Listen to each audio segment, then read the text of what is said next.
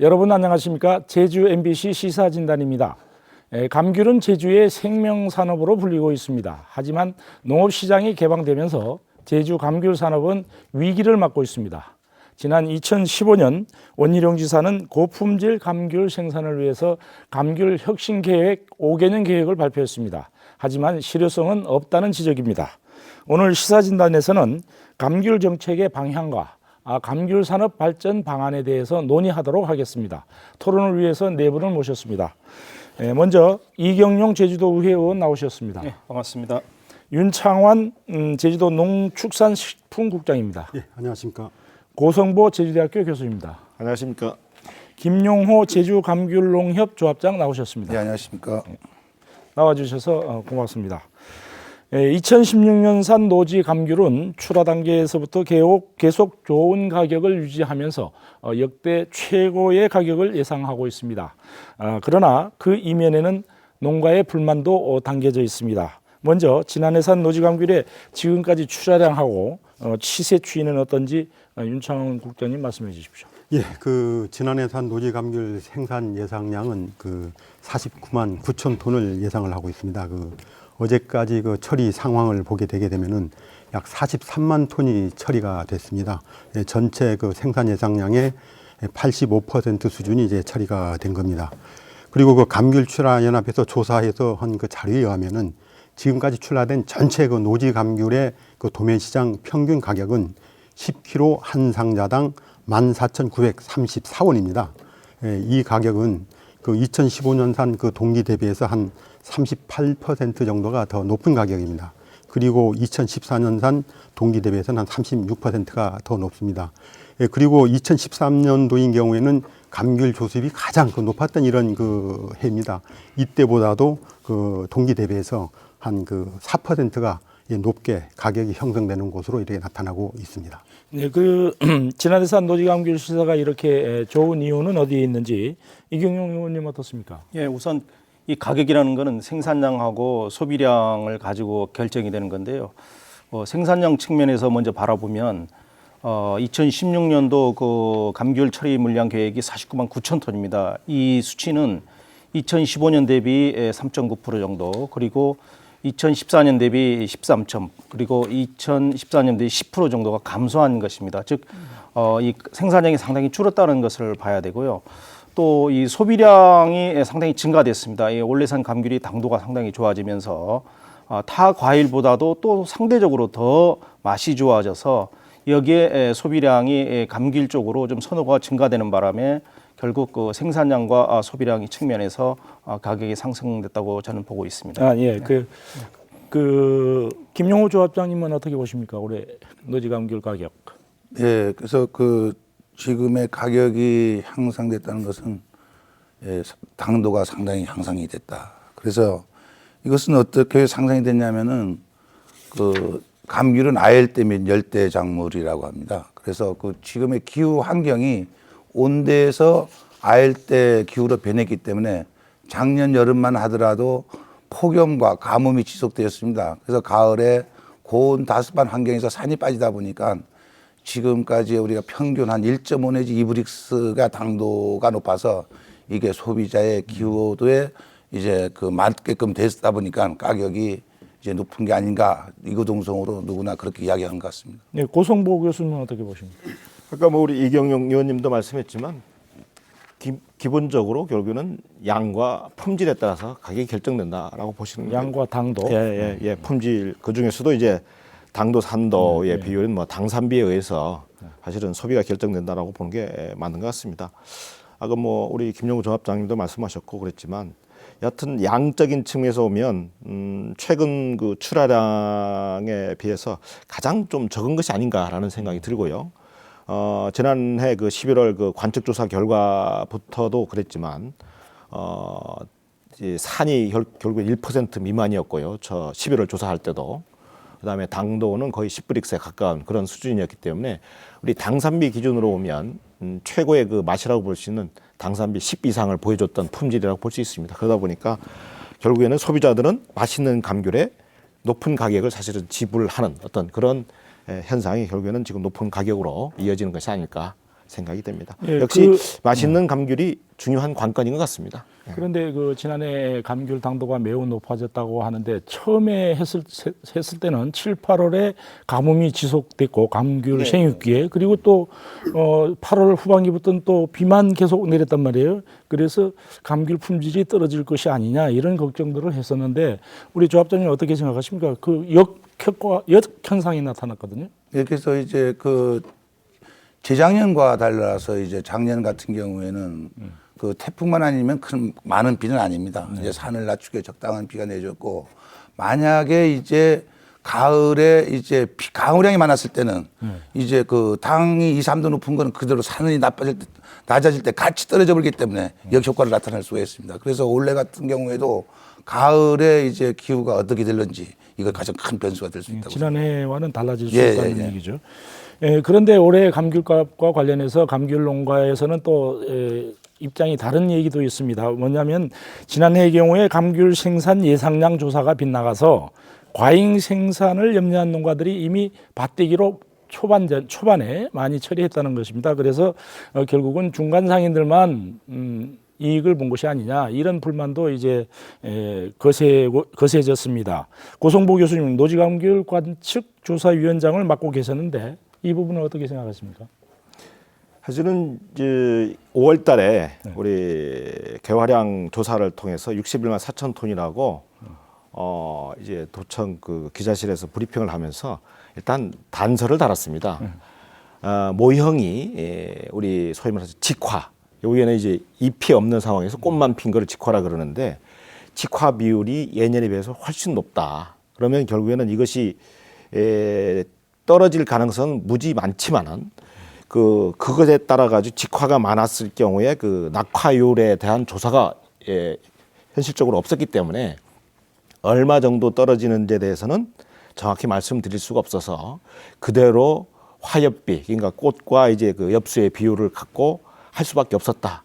결국에는 이 61만 4천 톤보다는 훨씬 줄어들 것이라는 전제는 하지만 모형에 그것을 포함시키지 못했기 때문에 여기는 줄어들 것이라고 전제를 하고 발표를 했었거든요. 사실은 또 뭐 그러다 보니까 이제 2차 착과 조사에서 54만 4천 톤이 됐고 다시 또 이제 그 낙과율이라든지 그것들이 좀 많아지면서 결국에는 뭐 49만 9천 톤 그렇게 예측을 지금 하게 됐죠. 그래서 생산량 예상량이라는 것은 그 항상 이 발표를 할 때 평균 기후의 요인, 결국에는 기후 요인을 결국에는 집어넣어 가지고 예측을 하는 것이기 때문에 평년 기후에서 변화가 이루어졌다 그러면 생산량은 항상 변할 수 있다는 생각을 갖는 것이 사실은 관측하는 것의 어떤 기본이 아닐까 그렇게 생각을 해봅니다.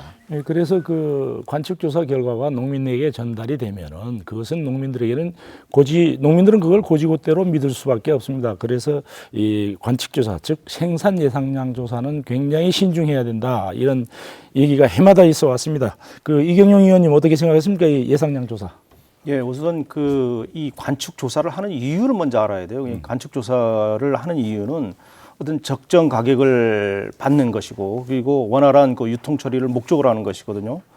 그럼에도 불구하고 1차 조사와 최종 3차 조사까지 무려 약 10만 톤, 또 최대는 13만 톤의 차이를 보였다는 것은 어떤 측면에서는 이 포전 거래를 통해서 그 생산자들을 좀 악용하는 그런 그 유통업자들이 생겨날 수밖에 없는 구조였고 또한 이게 조례에서 이 부분을 1차 조사를 가지고 각 행정시에 통보를 하고 이걸 가지고 이제 유통 계획 수립이라든가 이런 걸 하도록 되어 있는데 이것을 조례로 의무화시킴으로써 발생되는 그런 어떤 문제점들이 좀 있습니다. 그래서 이런 부분에 대해서 앞으로 1차 조사 결과는 기후 예측 변화에 대해 상당히 민감하기 때문에 이런 부분을 앞으로는 행정 참고용으로 하고 조사 결과를 좀 발표를 하지 않는다든가 또는 조사 시점을 다시 한번 적정하게 검토해보는 그런 방안을 강구해야 되겠습니다.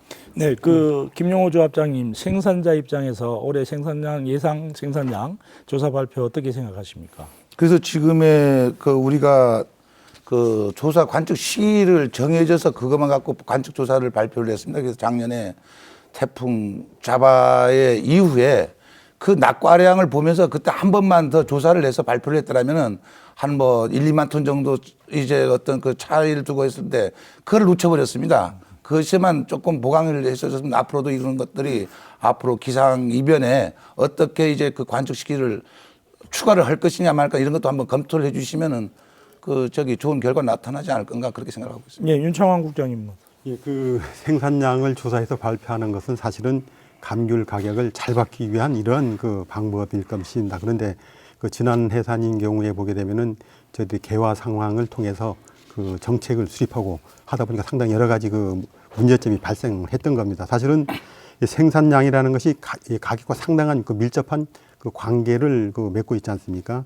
예, 그래서 5월에 개화되게 되면은 생육 기간 중에 여러 가지 그 어떠한 그 기상 여건이 상당히 변화가 있을 것입니다. 그래서 실제로 맞추기는 사실은 저희들 생각하는 것처럼 그렇게 쉽지도 않은 그 부분이 있습니다. 이거 관련해서 그 일본인 경우에는 보게 되게 되면은 어떤 그 생산량 발표보다도 전체적으로 어떤 그 수급 계획을 발표를 해서 이 수급 계획에 따라서 생산자 단체에서 조절하는 이런 형식을 취하고 있습니다. 그렇기 때문에 저희들도 이런 방법을 어떻게 그 시스템을 도입을 한다든지 또 개화 상황에 대해서 발표했던 것은 일차적으로 어떤 그 공식적으로 발표를 하지 말고 어떤 내부적으로 이 자료를 활용한다든지 이런 것들을 세심하게 그 검토를 해나갈 이런 계획에 있습니다. 그 사실상 농가 입장에서는 그 해에 꼽히는 것을 보면 어느 정도 자기 밭에서 얼마가 생산될 것이다 대충 짐작을 다 합니다. 예, 그래서 우리 이 생산량 조사가 좀 더 농민들의 노하우와 다가갈 수 있는 그런 조사 기법과 발표 시기 이런 것들이 중요하지 않는가 이런 생각이 듭니다. 예, 지금까지 다음 주제로 넘어가겠습니다. 지금까지 감귤은 크기에 따라서 품질을 분류해 왔습니다. 하지만 당도에 따라서 감귤 상품 기준이 달라져야 한다는 이런 주장들이 제기되고 있습니다. 이제는 규격이 아닌 맛으로 품질 기준을 세워야 한다는 주장이죠. 윤창환 국장님 어떻게 생각하십니까? 예, 그 이 자리를 빌려서 좀 그 여러 가지 그 오해를 좀 풀어야 될 것 같습니다. 그 이런 얘기들을 제가 그 농가들이나 어디 가서 그 대화를 할 때 얘기를 많이 듣습니다. 왜 제주도 감귤만 크기로 구분을 합니까? 다른 과일은 맛으로 그 상품을 규정하고 있지 않습니까? 이런 말씀을 하는데 실제로 우리 그 국내 그 과일도 보게 되면은 그 농수산식품의 그 품질관리법에 의하게 되면은 저 6대 과일이 있습니다. 그 사과, 배, 복숭아, 포도, 감귤, 단감이 있는데 이거 모두 크기로 그 상품을 구분을 하고 있습니다. 그리고 또 일본인 경우도 보게 되면은 5단계 아닙니까?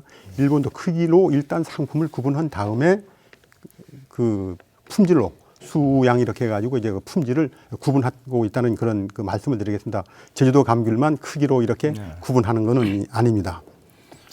그런데 지금 그 모든 그 소비 시장이 어떤 그 상품의 구입 패턴이 크기보다 맛으로 가고 있기 때문에 지금 우리 그 제주 감귤도 앞으로 품질로 가야 된다는 그런 이런 것은 저희들은 적극적으로 그 지금 현재 검토 단계에 있고 또 품질과 규격을 한꺼번에 동시에 충족할 수 있는 이런 안도 이제 그 마련하기 위해서 의견에 수렴 중에 있다는 그런 말씀을 드리겠습니다. 그 이경용 의원님은 어떻게 생각하십니까? 맛으로 품질 기준을 정한다. 예, 우선 이 다른 아까 6대 과일이 이제 이 크기 기준으로 한다는 부분에서 좀 수정이 필요한 부분은 이 특상품, 상품 기준에 대해서는 그러니까 상품과 비상품 구분에 대해서는 이렇게 하고 있지 않지만 특상품이냐 상품이냐에 대해서는 맛으로 당도를 기준으로 하고 있는 것이거든요. 그러니까 그 우리가 알아야 되는 것이고 또 지금 대한민국 대표 과일이 이제 그 배하고 딸기 아닙니까? 배하고 딸기 같은 경우에 원래 당도가 상당히 안 좋아졌어요. 안 좋아지다 보니까 어떤 현상이 생기냐면 배 같은 경우는 4% 정도의 가격 하락, 딸기 같은 경우 무려 27%는 가격 하락을 가져왔습니다. 결국 이것은 뭐냐 하면 당도가 그만큼 가격 결정 요인을 한다는 것을 우리가 간과할 수 없는 것이고요. 2013년도에 그 생산량이 무려 평년에보다 37,000톤이 더 증가됐습니다. 그럼에도 불구하고 평균 가격은 10kg당 2,000원을 더 받았기 때문에 이러한 요소들은 결국 당도가 중요하다는 걸 알려드린 거고요. 또 농촌경제연구원의 조사 결과에서 당산비가 1% 정도 증가할 때 가격은 0.8% 증가하는 부분이 나와 있습니다. 물론 이제 여기서 고려될 것은 생산량이 과잉 생산이 되면 가격은 당연히 떨어지겠죠. 그러니까 우리가 여기에서 그 적정 생산량을 어떻게 할 것이냐. 그러니까 생산량이 늘어나지만 적정 생산량을 늘려서 즉 소비자들이 선호하는 소비량을 다소 증가시킬 수만 있다면 가격은 좋은 가격을 받지 않을까 생각을 합니다. 네, 김용호 조합장님. 네, 그래서 지금 우리가 품질을 향상시키려고 타이백도 재배하고 하우스 재배도 약 4천여 헥타르를 이제 우리가 정책적으로 이제 지원을 해주면서 노력을 해왔습니다. 그 결과가 현저하게 증가는 안 됐지만 우리 알게 모르게 상당히 당도가 높아져서 지금 13브릭스 이상도 나오거든요. 그리고 또 때마침 에피센터도 이제 각 농협별로 있고 다 명농법인이 있어 충분히 제주 상품의 50%를 선거할 수 있는 능력이 있습니다. 그래서 지금 시기에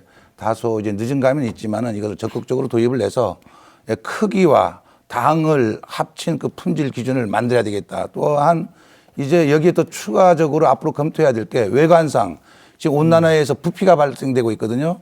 다음에 이제 그 부피의 발생 정도가 심하냐 안 하냐. 다음에 그 병해충 발생이 이제 돌발 해충들이 발생하다 보니까 이제 이거에 다음은 또 태풍 또 이제 그 상처과라든가 이런 것들이 이제 우리가 외관적인 그 수미양을 해서 앞으로 3단계가 이제 그 검토돼야 될 것 같습니다. 그래서 이제 그 외관상 색택이라든가 이제 부피 이제 상처 이제 병해충과는 앞으로 이제 그 비파계 선과기에 카메라를 장착해서 전부 이거를 가려낼 수 있는 그런 쪽도 앞으로 해서 그 유통의 그 선과를 유통 과정에서의 품질 기준을 엄격히 적용시키는 것이 중요할 것이라고 생각하고 있습니다. 그러니까 당도만이 아니고 크기 기존 크기하고 거기에다가 기존의 당도, 외관까지도 예. 이제 더 예. 추가한다는 얘기죠. 고성보 교수님 어떻습니까? 예, 사실은 뭐 소비자 설문조사를 해보면 결국에는 맛이냐 크기냐 해보면 뭐 대부분이 다 맛이라고 얘기를 하고 있습니다. 뭐 그렇다고 해서 크기를 우리 선별 기준에서 하는 것도 너무 크거나 너무 작으면은 상품성이 떨어지기 때문에 결국에는 그것도 사실은 뭐 없애야 되는 하나의 저 기준이라고 볼 수는 있겠죠. 근데 사실은 그러면 맛을 결정하는 요인이 뭘까? 이 감귤을 그 원래 기본적으로 감귤을 먹는 이유가 뭐냐라 그러면 당을 먹기 위해서 감귤을 먹는 것이 아니고 감귤에 있는 구연산이라는 것을 먹기 위해서 사실은 이제 그 감귤을 먹는단 말이에요. 사실은 그렇다 그러면 맛을 결정하는 요인은 일방적으로 당도만을 기준으로 해서는 제가 보기엔 곤란한 것 같고요. 내가 보기엔 여기에다가 산, 결국에는 구연산의 비율을 어떻게 두느냐. 그래서 또 이제 이 비율이 상당히 중요한 것 같고 또 그렇다 그러면 결국에는 당도와 구연산의 비율인 당산비. 결국에는 제가 보기에는 적정한 수준의 당도 기준 하에서 여기는 당산비가 결국에는 이제 그 품질을 이제 그 결정하지 않을까라는 생각이 듭니다. 그래서 뭐 제가 연구한 바에 의하면 일단 당산비가 1이 올라가면 조수입은 약 한 353억 정도가 올라가는 것으로 나타나가지고 결국에는 당산비를 기준으로 한 품질 분류, 그 다음에 거기에 보조적인 수단으로 크기를 놓고 한다 그러면 뭐 서구의 뭐 그 수준의 어떤 그 우리 기준을 마련해 볼 수 있지 않을까 생각을 해보고 있습니다. 그 우리 윤창환 국장님. 예, 그 아까 자꾸 그 품질균이 크기가 아니라 그 제주도 감귤이 일단 그 뭐 어떤 크기로만 나가는 걸로 이렇게 또 오해할 수 있어서 제가 다시 한번 그건 좀 말씀 좀 드리도록 하겠습니다. 예, 저희들이 조례에서는 이렇게 크기로 이렇게 정해져 있지만은 사실은 저희들이 그 생산자단체 농협이나 감협별로 보게 되면은 뭐 우리 귤로장생이라든지 또는 불로초, 귤륜먼, 황제, 청정으로 이렇게 해가지고 자체적으로 일정한 품질, 당도를 기준으로 해서 이제 품질을 출하고 있다는 이런 말씀을 드리겠습니다. 예. 그 오렌지와는 달리 우리 한국 사람들의 입맛에 감귤은 달콤 새콤하다라는 그런 입맛이 들어져 있거든요. 그런데 만약 당도를 기준으로 품질을 정한다면은 그러면 몇 브릭스 이상으로 하면 되겠는지 어느 정도가 적당한지 이경영 의원님부터 말씀해 주시죠. 저는 이 부분에 대해서 전문가는 아니지만 지금 이 조례 시행 규칙에 8, 90으로 되어 있습니다. 이 8, 90이라는 것은 이제 국조생의 경우에 당도 이제 8브릭스 미만을 비상품으로 하고 있고요. 그 다음에 이제 그 조생 그리고 조생하고 이제 온주 같은 경우는 9브릭스 미만을 비상품 그리고 하우스 감귤은 10브릭스 미만을 이제 그 비상품으로 하고 있습니다. 그리고 크기는 49mm 미만으로 이렇게 시행 규칙에 정하고 있는데 우선 여기서 우리가 고민을 해야 될 것은 이게 이 당도 당산비라는 것이 어떤 그 재배 기술로 할 수도 있는 부분이 있지만 노지 감귤 같은 경우는 기후 예측을 받을 수밖에 없거든요. 그렇기 때문에 저희 입장에서 보면은 일률적으로 딱 그 8, 9, 10 브릭스라는 기준을 설정해서 그 기준에 따라서 상품과 비상품을 결정하기보다는 탄력적으로 운영할 수 있는 시스템을 갖추는 게 상당히 중요하다고 보고요.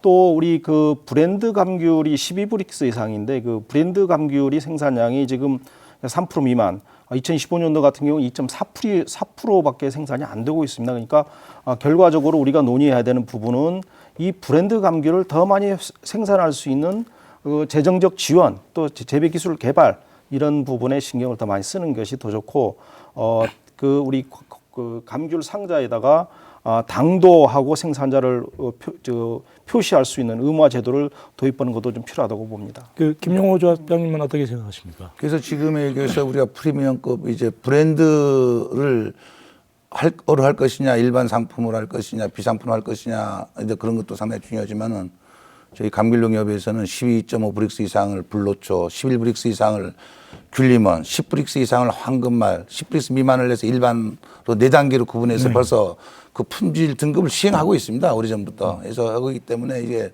제도화되지 않은 것만 문제지, 제도화 도입이면은 각 농협에서가 그 자기 그 환경에 맞게 이것을 도입을 할 걸로 알고 있습니다. 예. 예, 그런데 그 지금 우리가 얘기하는 것은 노지 감귤의 당도 기준으로 품질을 기준을 선정하자 이런 얘기니까 현재 조례에 나와 있는 온주인 경우에 온주 감귤인 경우에 9브릭스 이상 아니겠습니까? 어느 정도로 해야 되는지 우리 고성부 교수님 말씀해 주십시오.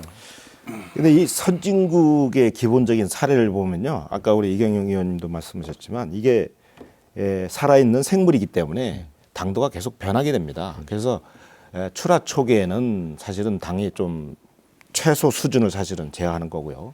그다음에 이제 뭐 12월이라든지 이럴 가면 당이 점점 올라가거든요. 수분이 빠지면서 결국에는 그 기준이 제가 보기엔 출하 시기에 따라서 이 기준들을 좀 달리를 좀 해야 될 거라는 생각이 듭니다. 사실은 우리 이 조례에서 지정하는 뭐 비상품 기준이라든지 당산비 기준이라든지 그런 것들은 결국에는 최저 수준을 사실은 정할 수밖에 저는 없다고 봅니다. 그런 의미에서 보면 9브릭스 이상은 조례는 놔두고요. 사실은 실질적으로 아까 우리 김용호 조합장님 말씀하셨지만 브랜드 감귤에 대한 당도와 산도의 그 비율을 어떻게 할 것이냐, 그것이 사실은 중요한 것이 아닌가라는 생각이 듭니다. 제가 그 소비자 약 한 4,000명을 대상으로 해서 공항에서 그 조사를 해본 결과에 따르면 상당히 흥미로운 결과가 있어요. 사실은 기본적으로 당도는 10브릭스 이상이 돼야 된다는 것에 대해서는 소비자들이 전부 다 동의를 하는 것 같아요.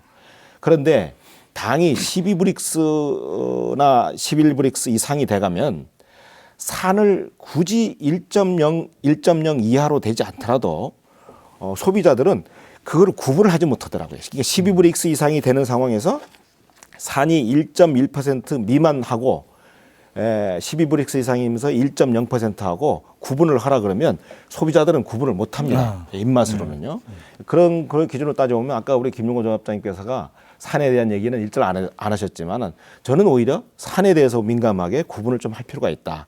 사실은 좀 정밀도적인 측면에서 정확하게 측정해내기가 어렵다는 것이 일반적인 어떤 얘기긴 하지만 그래도 감귤의 속성은 저는 구연산이라고 보고 있습니다. 그런 의미에서 보면 산을 1% 미만으로 규정을, 그러니까 브랜드 감귤은 1% 미만이어야 된다는 그 제가 보기엔 기준은 소비자들의 입맛을 테스트해본 결과는 맞지 않은 것 같다. 맞지 않다. 12브릭스 이상이 될 경우는 과감하게 산의 그 기준을 1.1 이하로 두더라도 충분히 제가 보기엔 최고 상품으로서의 가치는 충분히 있다. 저는 그런 것들을 뭐 한라봉이든 천혜향이든 상당히 좀 같이 적용을 할 필요가 있겠다. 그런 생각을 그러니까 결국은 새콤한 맛에도 신경을 써야 된다. 그런 얘기죠. 너무 이 산이 떨어져 버리면 우리가 심심하다 그러잖아요. 맛이 없는 감귤이 되거든요. 예, 그 윤창환 국장님 어떻게 생각하십니까? 그 조례 규정을 다시 한번 좀 정리를 좀 하겠습니다. 그 아까 그 노지임입니다. 노지 감귤의 경우에 극주생인 경우에는 8브릭스 아닙니까? 그리고 조생인 경우 9브릭스인데 이거는 상품과 비상품을 구분하는 이런 그 당도 기준이 되겠습니다. 그래서 되어 있고 또 조례에 보게 되면 이거 외에 그 품질 우수 감귤을 지정해서 운영을 할 수 있도록 이렇게 되어 있습니다. 이게 보게 되면은 그 저희들이 그 하우스 이제 시설 감귤인 경우에는 12브릭스 이상이고 그다음에 그 노지인 경우에는 11브릭스 이상으로 이렇게 규정을 하고 있습니다. 근데 이 지금 이 그 당도 기준을 얼마나 할 거냐 상당히 어려운 겁니다. 이게 사실은 이게 어떤 당도만 기준이 되는 것이 아니고 맛이라는 게 아까 고성보 교수님께서 말씀이 있었습니다만은 당산비가 아주 중요한 거지 않겠습니까? 그 올해 지난해 산 그 당도를 보게 되면 9.6%입니다. 11월 달에 조사한 거 보게 되면은. 근데 이게 사실은 예년에 비해서 그렇게 높은 것은 아닙니다. 그렇지만 시기에 따라서 당도가 틀려진다는 겁니다, 이게. 예. 그리고 요거를 제가 참고하기 위해서 이거 그 정확한 그 저희들이 간이 그 당도계로 그 측정을 했기 때문에 뭐 어떤 공식적으로 발표하기는 어렵습니다만은 올해 1월 8일 날 선과장 16개 선과장에 대해서 한 50개 정도의 그 임의적으로 그 감귤 샘플을 해서 그 휴대용 그 선과기로 그 당도계로 조사를 해봤습니다. 다 10브릭스가 넘습니다. 그러면 감귤이 당초에 11월 달보다 상당히 당도가 높다는 말씀이죠.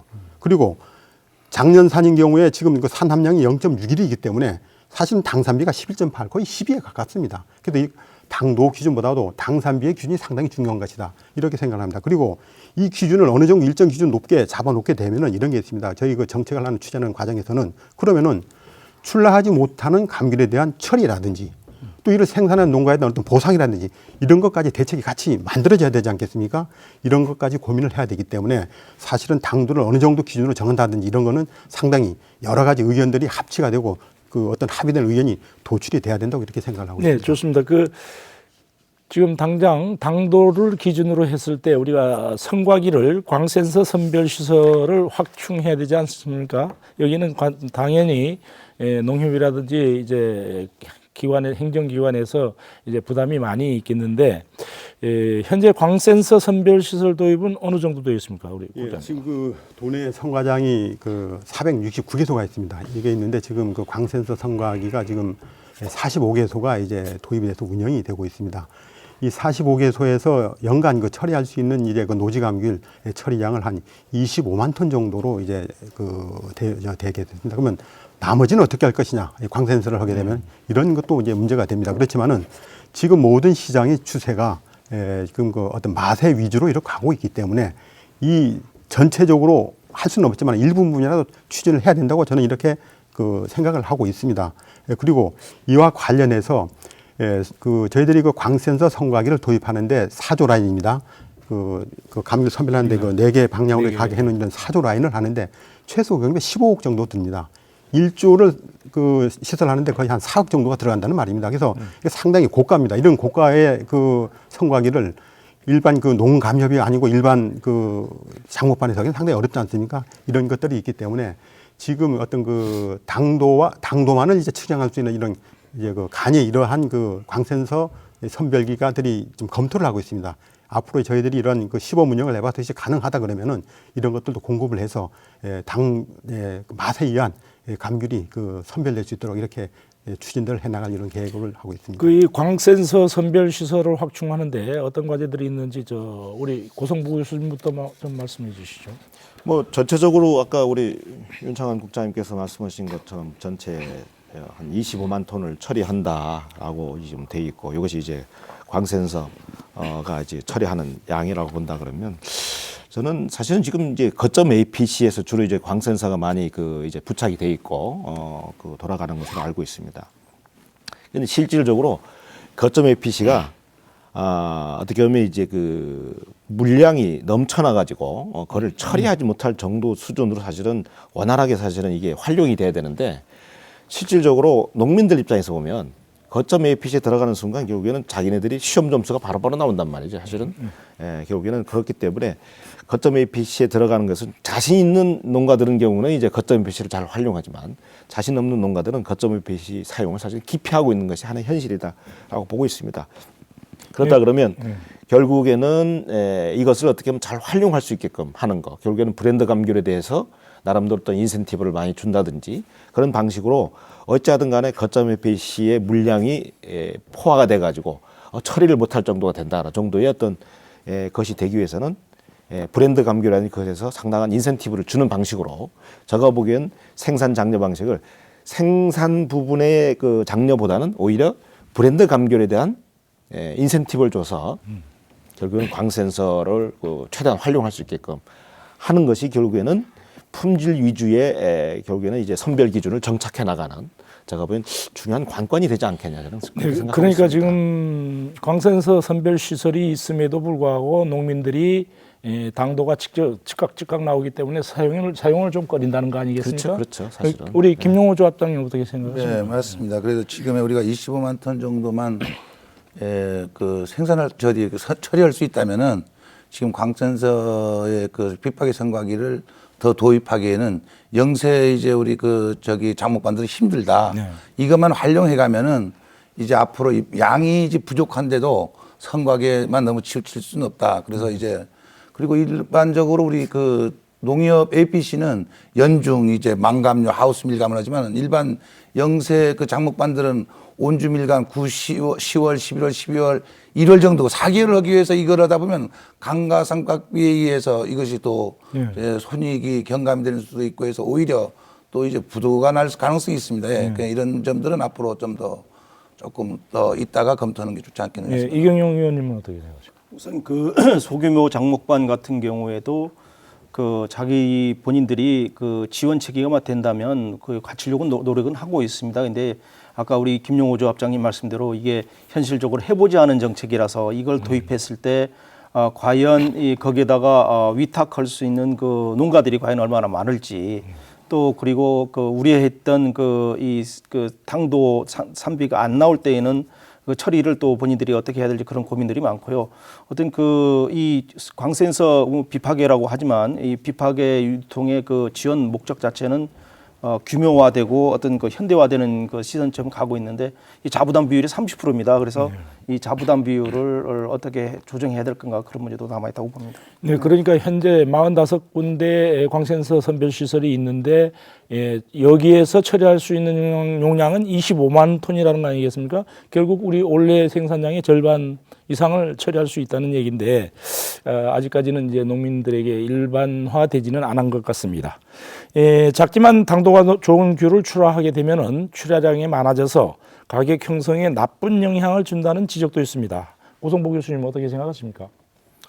지금 일부 지금 도에서 49mm짜리를 이제 47mm로 낮춰서 2mm 정도 해당되는 것들을 일단 허용을 하되 결국에는 1번과였죠 예전에 1번과의 그 아주 작은 것들을 이제 허용을 하되 단서를 달아서 10브리스 이상이라든지 비파기 광센서를 통과한 감귤에 대해서만 요거를 이제 그 시장에 출하할 수 있게끔 하겠다라는 어떤 그런 취지에 대해서는 저는 아주 긍정적인 입장에서 그걸 바라보고 싶습니다. 왜냐하면 지금까지 사실은 이제 그 비파괴 광센서 얘기했지만 실질적으로는 계속 크기 위주로 중심이 가다 보니까 소비자들은 맛있는 감귤을 달라 그러는데 사실은 크기는 상관없다. 맛있는 감귤을 달라라고 얘기하는데 우리는 자꾸 고집을 세워서 사실 크기 위주로 지금 왔단 말이죠. 저는 그런 의미에서 보면 일단 요것들을 무너뜨릴 수 있는 사실은 절호의 기회라고 보고요.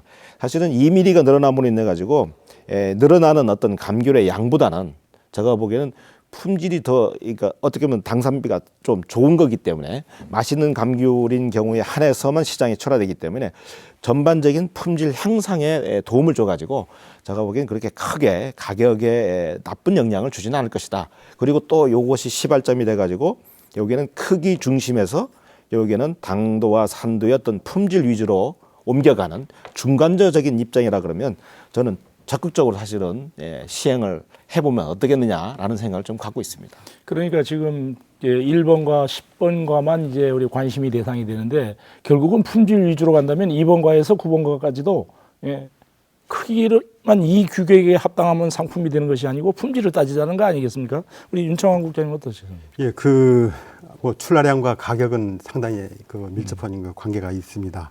사실은 출하량이 늘어나게 되면은 가격이 떨어진다는 건 여러 유통 경험상 다 인지하는 상황 아닙니까? 그렇지만은 이번에 저희들이 얘기하는 것은 맛 좋은 감귤이 출하하겠다는 겁니다. 맛없는 감귤이 출하됐으면 분명히 문제가 생길 겁니다. 그렇지만 맛있는 감귤이 출하를 한다면은 사실은 소비가 늘어날 것이고 아까 고성고 교수님께서 말씀이 있었지만은 이것은 소비가 그만큼 증가되기 때문에 그렇게 큰 문제는 되지 않을 것이라고 이렇게 그 나름대로 어떤 그 생각을 하고 있는 겁니다. 그리고 아까 그 일본과 과거 일본과입니다만은 그 이하의 작은 소가가 어느 정도 되느냐 하면 한 15,000톤 정도가 됩니다.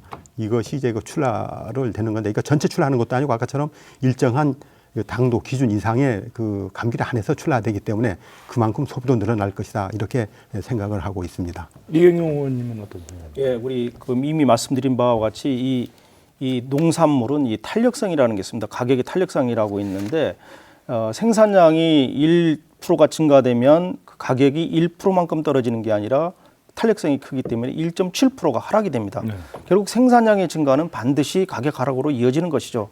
그런데 이게 전통적인 그 농업 경제학 측면이라면 지금의 그 당산비가 좋은 즉 맛 좋은 감귤이 등장함으로써 소비 수요를 증가시켜서 즉 출하량이 과잉되지 않는 조건에서 즉 소비 수요가 증가된다면 결국은 적정 생산량은 늘어나는 것이고 그만큼 가격은 유지되는 것이거든요. 그리고 또 지금의 생산자들은 소비자가 원하는 걸 너무나 잘 알고 있습니다. 그래서 농민들을 탓할 것이 아니라 농민들에게 농정에서 앞으로 맛 좋은 감귤이 더 좋은 가격을 받고 또 소비자가 선호한다고 한다면 분명히 이 정책은 성공한다고 보고 있고요. 또 맛 좋은 감귤을 생산하는데 뭐 이 정책을 했음에도 불구하고 그것이 이 농정 당국에서 받아들이지 않는다면 그분들이 상당히 실망을 하거든요. 그러니까 맛 좋은 감귤을 생산하는 만큼 우리 도정에서 인센티브를 주겠다. 지금 브랜드 감귤이 3% 미만, 즉 2.4%밖에 생산 안 되고 있지 않습니까? 이 비율을 더 높여서 결국 우리 도정에서도 많은 재정적 지원을 하겠다고 하면 생산자들이 맛 좋은 감귤 생산하지 않을 이유가 없거든요. 저는 이런 정책을 많이 펴야 된다고 봅니다. 네, 그 김용호 조합장님, 지난해인 경우에 1번가와 19번가를 이제 상품화하겠다, 허용하겠다 했을 때 농민들이 굉장한 의구심을 많이 가졌지 않습니까? 어떻게 생각하십니까? 그래서 처음에 여론에서는 그거를 이제 1번가를 포함시켜서 출라를 해야 된다는 쪽에 여론이 쏠린 것 같더니 나중에 보니까 점차 흐름을 보면서 이제 우리가 그 적과를 이제 작년부터 대대적으로 했거든요. 네. 그러면 이거를 이제 적과를 하지 않는다는 겁니다. 그리고 이제는 만약에 우리가 그 이제 출라 기준을 농협 등 APC 유통센터를 갖춘 데서만 허용한다면은 일반 선과정에서는 왜 민주주의 사회에서 왜 특정 그 선과정에서만 출하되는 뭐도 있고 해서 이제 이것을 이제 우리가 장기적으로 검토를 해서 유통센터에서 이제 몇 브릭스 이상을 그 허가한다는 쪽으로 해서 그것이 될 수 있다면은 그것도 이제 그 해에 따라서 수확량이 적은 해에 이것도 우리 소득에 기여하지 않겠느냐 하는 생각인데 당장은 일반 농민들도 이제 반대를 하더라고요. 그 1번가 10번가 추천. 예. 결과적으로는 우리가 당도 중심으로 간다는 게 뭐 1번가냐 10번가냐가 아니고 전체 2번가에서 9번가까지도 품질을 우리가 높이자. 높여야 된다. 높이자 하는 거 그 아니겠습니까? 재배 기술도 뒷받침돼야 되고 그런 쪽으로 가요. 그래서 노지감귤 당도를 높이기 위해서는 그 시설 재배를 이제 확대해야 된다. 그런 의견들이 있습니다. 그런데 시설 재배 지원 조건도 까다롭고 또 농가로서는 그 부채 부담도 있지 않겠습니까? 이경영 의원님 어떻습니까? 예, 그 지금 우리 가계 부채 부담이 전국 1위입니다. 예, 한 가구당 약 6,100만 원으로 전국 평균의 월등히 높은 비율을 차지하고 있는데 여러 가지 원인이 있겠습니다만은 이 FTA 기금 사업으로 인해서 재정적 지원을 하게 되면 2004년도부터 2015년까지 이 융자금이라든가 자부담 비율이 약 2천억 원에 이르고 있습니다. 그러니까 상당히 이 높은 비율이죠. 가계 부채가 늘어난. 또 거기다가 이 재배 우리 시설을 하는 단가가 육지보보다 3.5% 이상이나 증가가 되고 있습니다. 그래서 저는 그런 생각을 합니다. 이게 정책적으로 이 부채를 줄이기 위해서 FTA 기금이라든가 이 보조금을 받는 것이 제대로 맛 좋은 감귤을 생산하는 그 재배 시설에 투입되고 있는지를 검토를 해봐야 되고요. 그럼 두 번째는 뭐냐면 이러한 그 재정적 지원을 함으로 인해서 어떤 그 감귤 수익이 확보됐을 때 그 일정 비율을 상환하게 하고 또 상환한 다음에 그 부분에 대해서 또 다시 재정적 지원을 해주는 그렇게 하고 또 세 번째로는 이런 그 고비용의 어떤 그 재배 시설보다도 어떤 타이백 재배 같은데 과감하게 어떤 재정적 지원을 해서 이렇게 한다면 상당히 그 좀 효율적인 어떤 정책이 되지 않을까 그런 생각을 합니다. 그 윤창환 국장님, 그 시설 재배 확대 방침 어떤 방안들이 있겠습니까? 예, 그 아까 이경용 의원님께서도 말씀이 있었습니다만은 사실은 그 하우스 등 시설 재배를 통해서 하는 것이 품질을 확실히 높일 수 있는 가장 안전한 방법입니다. 그렇지만은 여기에 그 시설 재배를 하다 보면 상당히 그 투자금이 많고 영농 경영비가 상승이 되져서 농가들의 부채를 이제 증가시키는 요인으로 작용을 하고 있습니다. 이와 관련해서 저희 그 도에서는 이런 것들을 추진하고 있습니다. 일단 그 토양 피복재 있지 않습니까? 토양 피복 재배를 농가들이 신청하는 전량을 지원할 것으로 이제 올해부터 이렇게 그 추진을 하고 있습니다. 만약에 어떠한 그 여건으로 해서 이제 그 토양 피복 재배를 지원을 받지 못하는 이런 그 농가에 대해서도 융자로 전액 무이자로 이제 지원하는 걸로 이렇게 추진을 하고 있습니다. 사실은 지금 현재 제주도가 감귤 정책에 마수로 승부를 하는 이런 그 정책 방향이기 때문에 뭐 토양 피복 재배라든지 또는 높은 일항 재배라든지 뭐 직근 절단 또 우리 하우스 시설 재배라든지 이런 것들을 확충이 반드시 필요합니다. 그렇지만은 농가들이 경영비 부담을 최소 줄일 수 있는 방법으로 모든 정책 방향을 맞춰서 추진을 해 나갈 이런 그 계획입니다. 그 고성보 교수님은 어떻게 생각하십니까? 뭐 사실은 FTA 과수기금 사업의 기본적인 어떤 그 용도라 그럴까요? 목적은 결국에는 이제 그 고급화를 해나가겠다라는 어떤 그 전략인 것 같아요. 그 준연 생산이라든지 아니면 이제 그 고급화를 해나가겠다는 것이 기본적인 정신이라 그런다 그러면 그래서 이제 FTA 기금 사업의 사실은 이제 그 수혜 대상인 결국에는 노지 감귤은 아니고요. 결국에는 시설 감귤 중심으로 지금 이제 가고 있는 거죠. 결국에는 비노지 감귤을 중심으로 해서 지원을 해주다 보니까 대체적으로 뭐 시설과 관련되어 있는 비용들이 상당히 좀 높은 것들이 사실은 많습니다. 그러다 보니까 제주도 농가 부채는 전국에 비해서 뭐 거의 한 70~80%가 더 많은 거고요.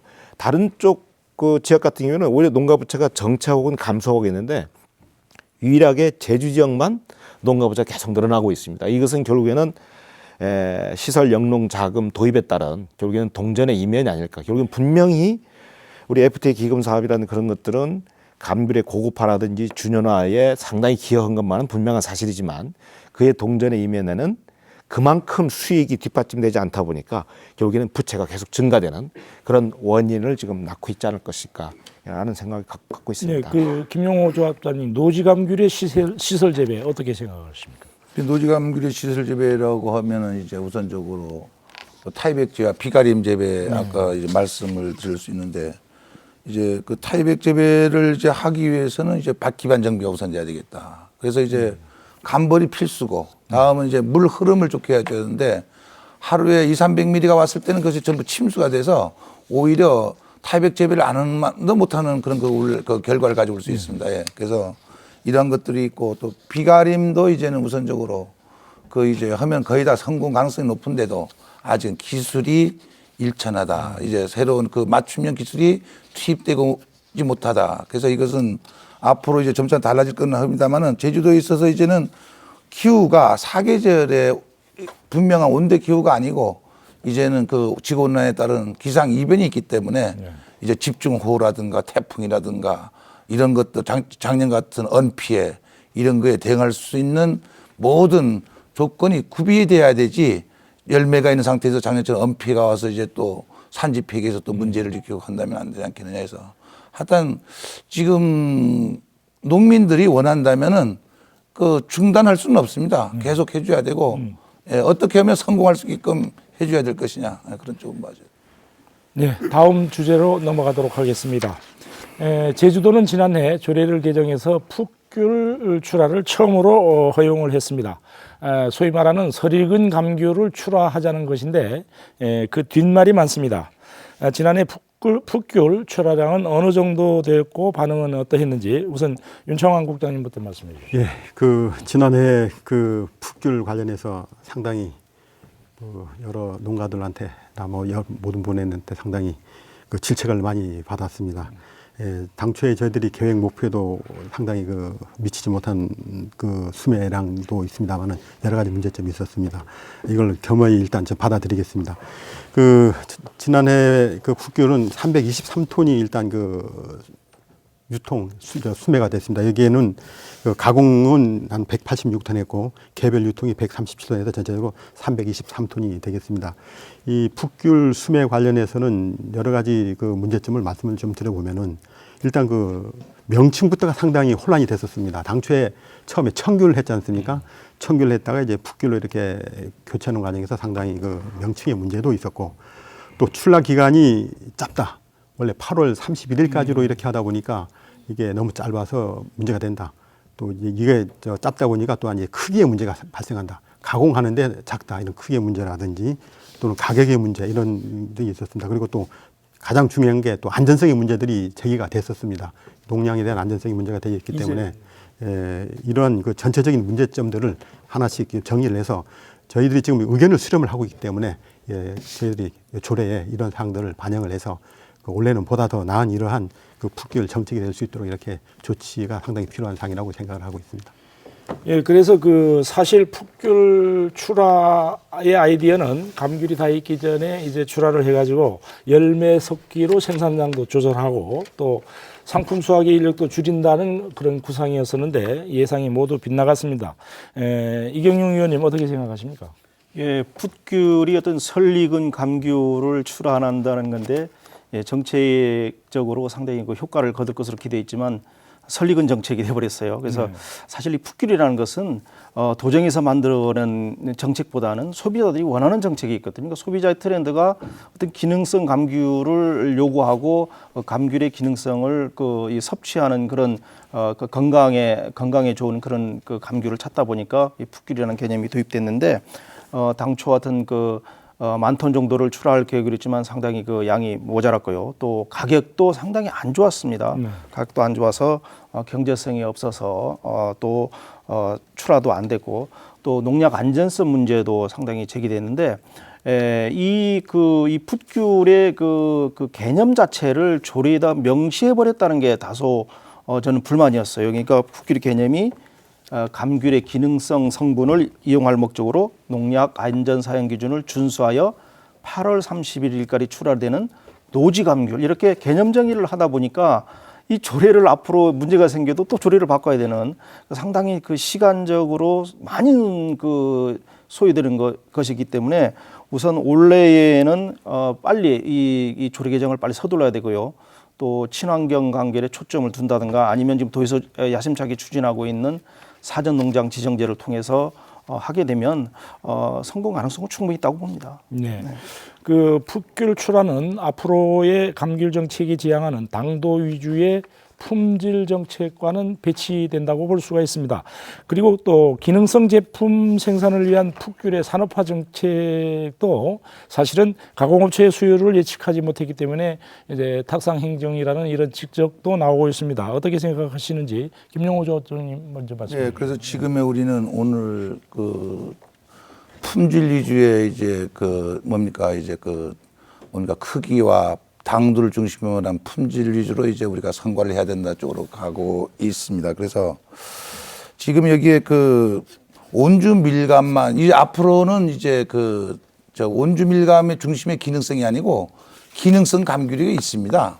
예, 그게 우리가 대표적인 게 그 스타치라고 연귤, 다음은 시코아샤라든가, 다음은 가보스라든가 레몬 이런 것들이 전부 기능성 감귤이거든요. 이것은 이제 풋귤로서부터 완숙된 것까지 전부 연중 생산 체제로 가거든요. 일본에 꽃도 3번씩 피고 그래서 여기를 전부 온주밀감 중심의 풋귤 산업화 정책을 만들지 말고 이런 걸 전체적으로 합쳐서 간다면은 풋귤이 계속 명맥이 이어질 것이고 다음에 시기가 9월 상순경, 8월, 9월 상순경이 돼야 과즙이 생성되거든요.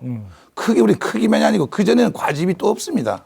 예, 이런 거를 명시 더 해준다면은 해주고 또 다음에 지금 우리가 수량을 생산량을 조절하기 위해서 이제 2차 생리낙하기 이후에 적과 작업인데 이젠 당도를 높이는 적과 기술이 있거든요. 그것이 8월 하순부터 9월 중순까지의 이제 마지막 적과 마무리 적과를 할 적에 당도를 1도를 높이고 이 감귤을 갖고 풋귤로 수매를 해준다면 아까 당도 취지대로 수확 노력도 절감시키고 생산자에게는 소득도 증가되고 네. 다음엔 생산량이 조절되고 이런 것들이 전부 이제 그 우리가 목적하는 바를 다 이제 그 달성할 수가 있습니다.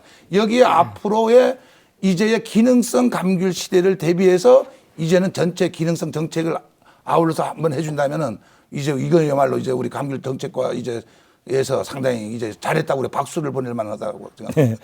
예, 그 시간이 이제 얼마 남지 않았습니다. 예, 원희룡 도정에 들어와서 감귤 산지 폐기가 이제 도입이 되고 또 풋귤 정책이 나오고 1번과 10번과 출하 허용이 되고 하는 종종과는 다른 정책들이 많이 나왔습니다. 그러나 아직까지는 도민들에게 새로운 정책이 피부로 와닿지는 않은 것 같습니다. 시간이 다 됐기 때문에 마무리 발언을 좀 부탁드리겠습니다. 고품질 감귤 생산과 유통이 제대로 이루어지기 위한 방안 1분씩 김용호 조합장님부터 말씀해 주십시오. 마무리 발언. 예, 그래서 오늘은 이제 우리가 그 맛있는 감귤을 이제 어떻게 하면은 이제 소비자에게 이제 식단에 이제 우리가 배달될 수 있느냐 쪽으로 해서 이제 그 맛 중심의 이런 생산이 좀 더 있지만은 그렇게 갔습니다. 그래서 이제는 지구 온난화가 되다 보니까 이제 우리가 그 유통 선과 과정에 물 세척이라는 것이 있습니다. 그래서 이제 온난화가 되고 고온 다습하면은 습도가 높아서 상당히 우리 생활하기도 힘든데 마른 오징어를 이제 거기 하얀 가루가 붙어 있다고 해서 물 세척을 해서 유통을 시키게 되면 부패를 조장할 수 있지 않겠느냐. 이것은 이제 우리가 좀 더 상식적인으로 생각을 해도 충분히 풀릴 수 있는 문제인데 몰래만큼은 선과 과정에서 유통의 혁신을 시키기 위해서는 이 문제를 앞으로 짚어줬으면 상당히 좋은 결과가 있으리라 생각됩니다. 고성부 교수님 마무리 발언 부탁합니다. 제가 보기엔 뭐 지금 현재의 감귤의 정책을 그대로 저는 유지한다 그러면 결국에는 감귤의 전체적인 산업 규모는 계속 축소될 수밖에 없지 않은가라는 어떤 그런 의구심을 갖고 있습니다. 결국에는 이것을 유지 보존해서 적정한 산업 규모로 하기 위해서는 지금 현재 생과 위주의 정책보다는 제가 보기에는 아까 풋귤의 기능성이라든지 그것을 활용하고 감귤박을 효율적으로 처리하고 그렇게 하기 위한 어떻게 보면 그 기능성 물질의 산업화 부분이 필수적으로 와야 여기에는 생과 산업도 성장하고 감귤 산업의 발전도 계속 될 수 있지 않겠냐 그렇게 생각을 하고 윤창원 있습니다. 국장님. 예, 이제 그 감귤은 이제 맛과 품질의 경쟁 시대입니다. 그 감귤의 품질 향상과 안정 생산은 가장 기본이 되는 것이라고 얘기를 할 수가 있을 것입니다.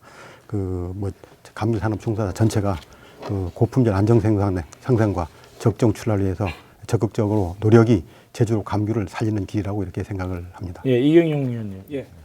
현장에 답이 있다고 하고 있습니다. 그러니까 현실성이 없는 정책은 무의미할 뿐만 아니라 상당히 피해를 양산하기 때문에 어떤 정책 결정과 집행에 있어서 신중을 기해야 됩니다.